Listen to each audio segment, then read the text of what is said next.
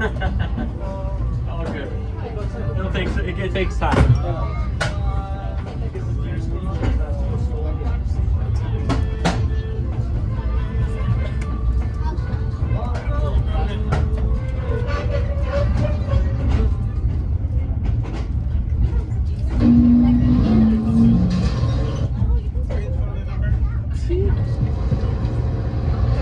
It's amazing when you're running an old train, and every day the sound system is always a little different. But let's see if we can get this working this morning. We're still a little loud, so I'm just going to turn my mic down just a little bit more.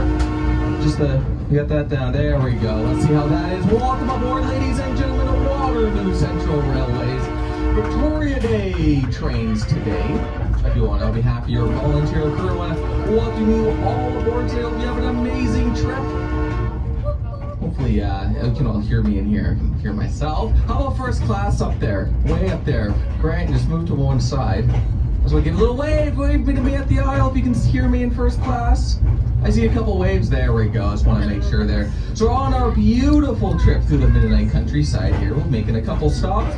One in the village of St. Jacobs. I know a couple of our passengers have mentioned they're interested in maybe getting off there. Do let us know.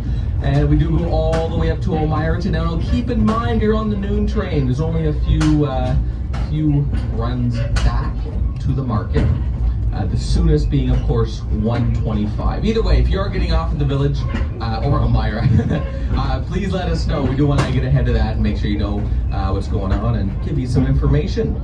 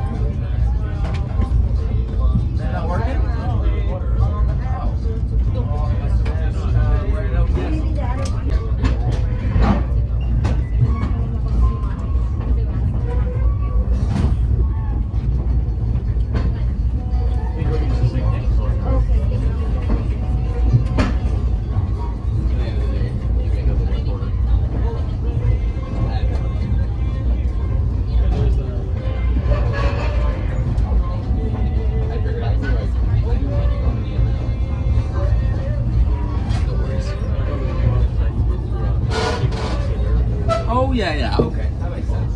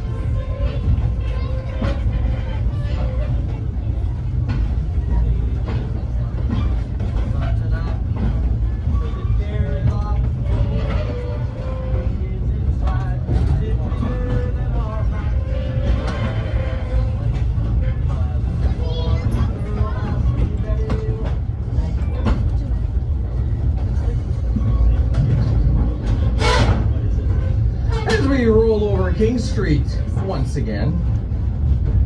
One of around 3 times we roll over. First time, of course, was when we were leaving the St. Jacobs Farmers Market. Again, this is the number 2 time.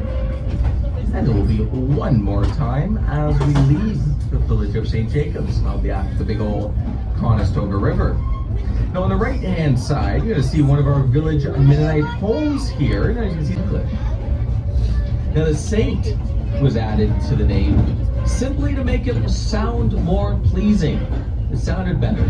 So of course they added the saint, and the pluralization was in honor of the combined efforts of Jacob and his son, Jacob C. Schneider Suit Jr., both founders of the village.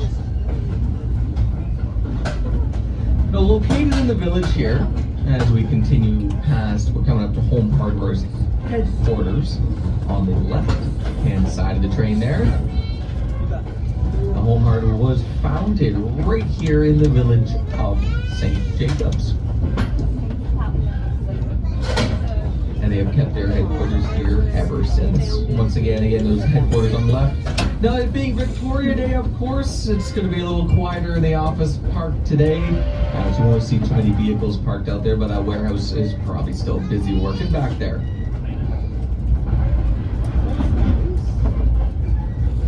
As we rock back and forth over Henry Street here in the village of St. Jacob, we're going through people's backyards. Of course, the tracks see people's backyards rather than the roadways see their front yards. Once again, we're going to cruise through here until we reach the WCR shops. Now that's where our train comes.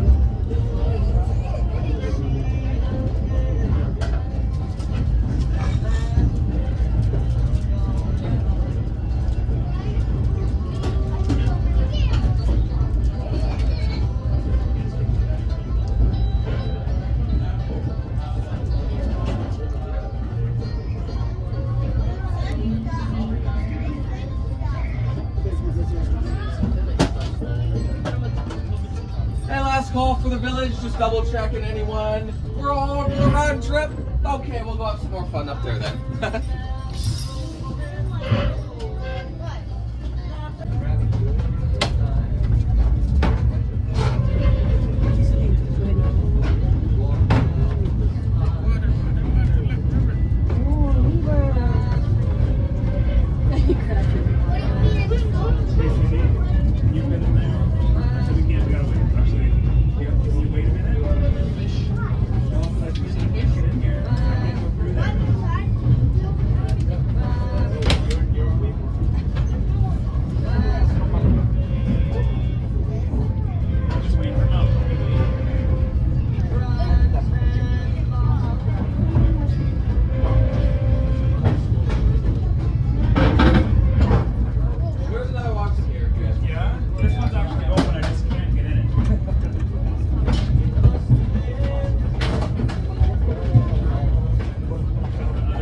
Structure has been replaced with steel beams.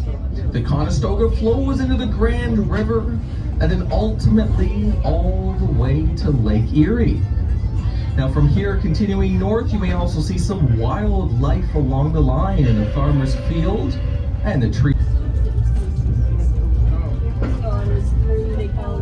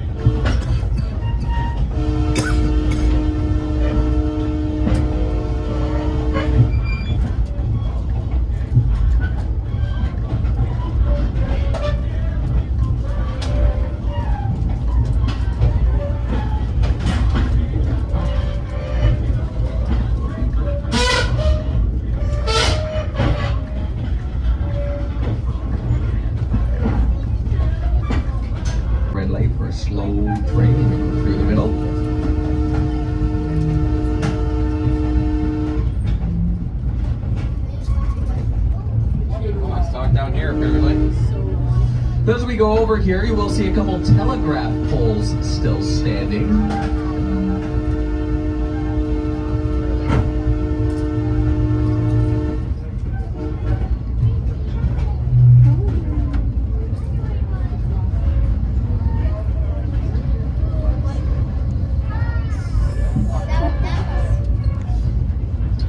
I think that might be a little bit better for us there. Hopefully a little less interference. As we continue, so it is the busiest crossing on the line. As I mentioned, we got to count all those vehicles waiting up there. And as I said, Highway 85 is the main highway linking Elmira to the rest of the Waterloo region. And this highway gets backed up farther than the eye can see during the Elmira Maple Syrup Festival. And if you're looking to beat the traffic, save the headache. I think I got enough time of talking here. You're going to see the Sugar Shack, that's right. And the most scenic Midnight Farm. She's got her laundry on the line today. And she's got the beautiful apple trees blossoming in the foreground. It's a very nice farm once again on the left. And on the left, you're going to see that Sugar Shack pulled right up close to the tracks. So the Sugar Shack is the green shed you see near the tracks. Now this is where they're going to boil down all the sap into some sweet maple syrup. Now if you ever see any steam coming from the stack, that of course means he's actively boiling it down. Now he does have a smoker in there as well.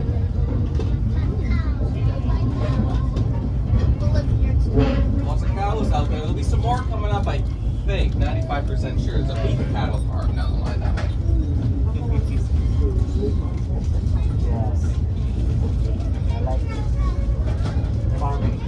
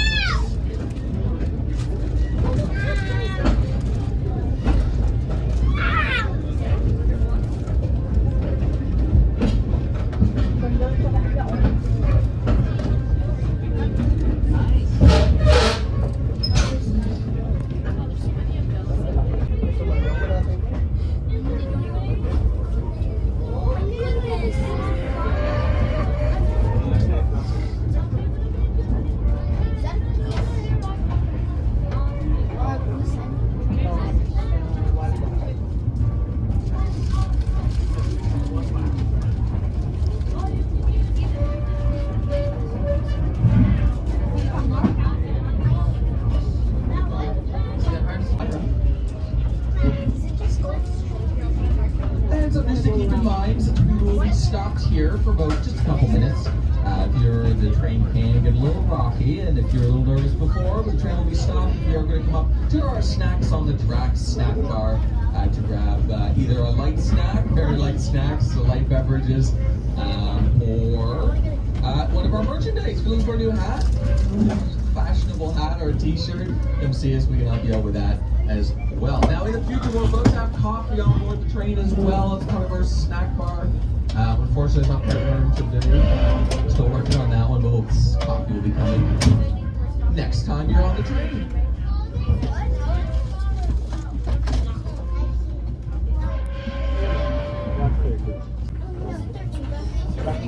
Balik na tayo.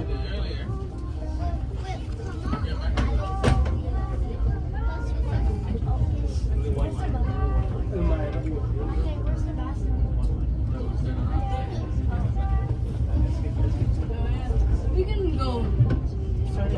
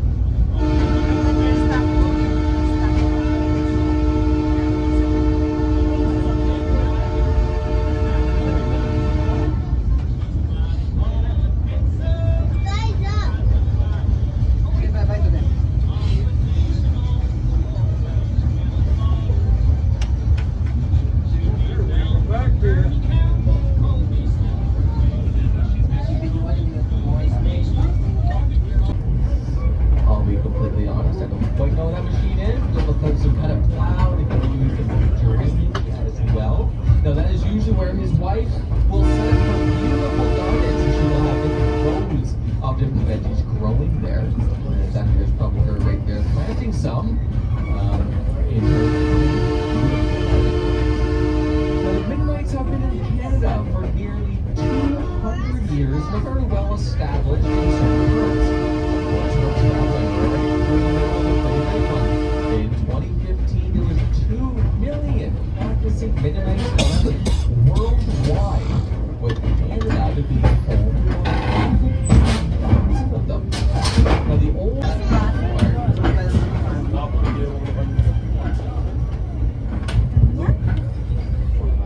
now you won't see any horse-drawn farm equipment around here, as to keep up with modern production. Most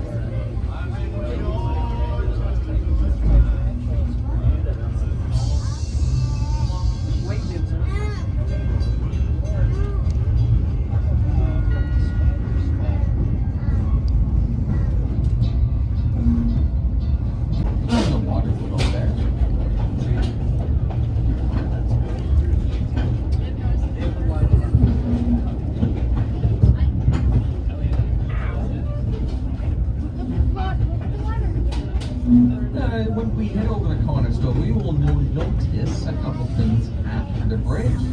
First of all, it's an amazing walking trail. Again, if you're looking for a really nice walk around the village. It connects 3 bridges road paralleling the river underneath the tracks that we're riding above right now, around the village of St. Jacobs, and actually all the way to a farmer's market station. And then continues as the market trail all the way to the Northfield Drive, where we'll connect with the Ion light rail system there, as well as our Northfield station. Now right after the path, or beside the trail, is a mill race. Now this mill race is a man-made creek built to divert water from the Conestoga closer to the village to help run the mill that was used in operation back in the day. Now this mill would have been used to process agricultural products and for some very early power generation for the town. So once again, we're arriving at the village of St. Jacobs. I believe if passengers let me know they want to get off here. So once again. Okay.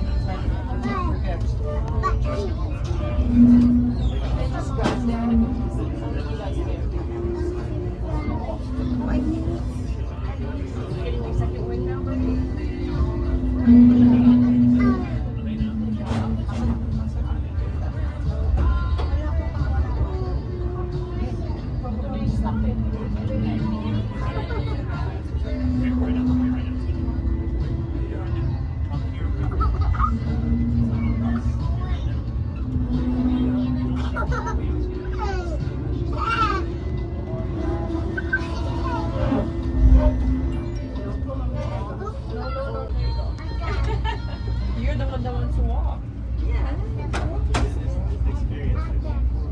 Now as we start rolling back southbound, our next stop, of course, is the market station, where again, most of you, and actually once again, it's like 95% of you got on there. Don't worry, we're going to bring you back to your cars.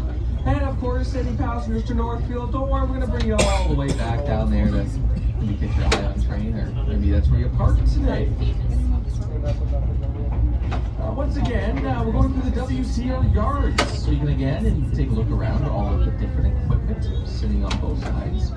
Now, in that big gray building is our restoration facility. That big gray building there, where a 100-year-old steam engine number 9 is inside there.